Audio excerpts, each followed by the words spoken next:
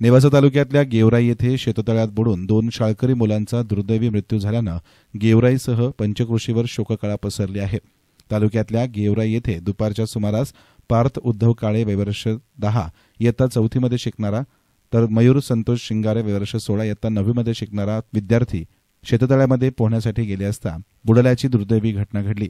हे दोघेही चांगले मित्र असल्याकारणानं आईवडिलांसोबत शेतामध्ये गेले होते. आईवडील शेतात काम करत असताना हे दोनही मुलं पाण्यामध्ये भरलेल्या शेततळ्यात पोहण्यासाठी उतरले. त्यामध्ये दोरीच्या सहाय्यानं ते पोहत असताना अचानक दोरीचा हात निसटला गेला आणि पाण्यामध्ये बुडून त्यांचा दुर्दैवी मृत्यू झाला. दोघांनाही पोहता येत नसल्यानं त्यांनी दोरीचा हात सुटल्यानंतर बचावासाठी आरडाओरडा केला. सदर आवाज मिरची तोडणी कामगार करत असलेल्या महिलांना गेल्यानं महिलांनी मुलं शेततळ्यात बुडत असल्याचं पाहून तात्काळ आरडाओरडा केला. मात्र मदतीला इतर लोक येईपर्यंत दोन्ही मुलं पाण्यात बुडाली होती. शेततळे हे 40 फूट खोल असल्यानं लोकांनाही त्या मुलांना सुखरूप बाहेर काढताना यश आलं नाही. शेवटी जेसीबीच्या सहाय्यानं शेततळं फोडून पाणी कमी झाल्यानंतर त्या मुलांना बाहेर काढण्यात आलं. त्यानंतर त्यांना नेवासा फाटा येथे शासकीय रुग्णालयामध्ये आणेपर्यंत दोघांचाही मृत्यू झाला होता. त्यांच्यावर सकाळी गेवराई येथे शोकाकुल वातावरणामध्ये अंत्यसंस्कार करण्यात आले.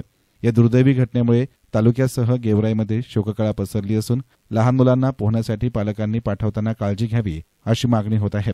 15 दिवसापूर्वी पार्थचे वडील उद्धव काळे यांनी हे शेततळं खोदलं होतं. त्यानंतर लगेचच ही दुःखद घटना त्यांच्या शेततळामध्ये घडली आहे. मीडियासाठी प्रतिनिधी मंगेश निकम, नेवासा.